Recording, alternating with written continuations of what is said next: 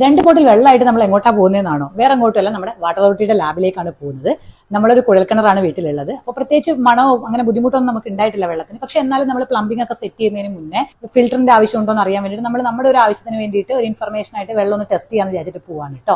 അപ്പോൾ ഇത് എങ്ങനെയാ ടെസ്റ്റ് ചെയ്യുക, എവിടെ ടെസ്റ്റ് ചെയ്യുന്നൊക്കെ അറിയില്ലാത്ത ആളുകൾക്ക് വേണ്ടിയിട്ടാണ് നമ്മളിത് പറയുന്നത്. ടെസ്റ്റിന് കൊടുക്കുന്ന വെള്ളത്തിന്റെ അളവും അത് സ്റ്റെറിലൈസ്ഡ് ബോട്ടിലിൽ കൊടുക്കണോ എന്നുള്ളതൊക്കെ ഓരോ ലാബിനനുസരിച്ചിരിക്കും. അത് ലാബിൽ ചെക്ക് ചെയ്തിട്ട് വേണം നിങ്ങൾ കൊണ്ടു കൊടുക്കാൻ വേണ്ടി. നമ്മുടെ വീടുകളിലെ വെള്ളത്തിന് വ്യത്യാസമായിട്ട് രുചിയോ മണോ എന്തെങ്കിലുമൊക്കെ ഫീൽ ചെയ്യുകയാണെങ്കിൽ എന്തായാലും ടെസ്റ്റ് ചെയ്യണം. പിന്നെ ഇപ്പോഴത്തെ സാഹചര്യത്തിൽ വാട്ടർ ബോഡീസും അതുപോലെ തന്നെ വേസ്റ്റ് ഒക്കെ കൂടുതലായിട്ടുള്ളത് കൊണ്ട് നമ്മൾ വെറുതെ ഒന്ന് ടെസ്റ്റ് ചെയ്യുന്നത് നല്ലതായി. നമ്മളപ്പോൾ വെള്ളം ടെസ്റ്റ് ചെയ്യാൻ കൊടുത്തിട്ട് ഏകദേശം 5 വർക്കിംഗ് ഡേ ആവുന്നതിന് മുന്നേ തന്നെ നമുക്ക് റിസൾട്ട് കിട്ടിയിട്ടുണ്ടായിരുന്നു. നേരിട്ട് നമ്മൾ ലാബിൽ പോയിട്ട് കളക്ട് ചെയ്യുക ചെയ്തത്.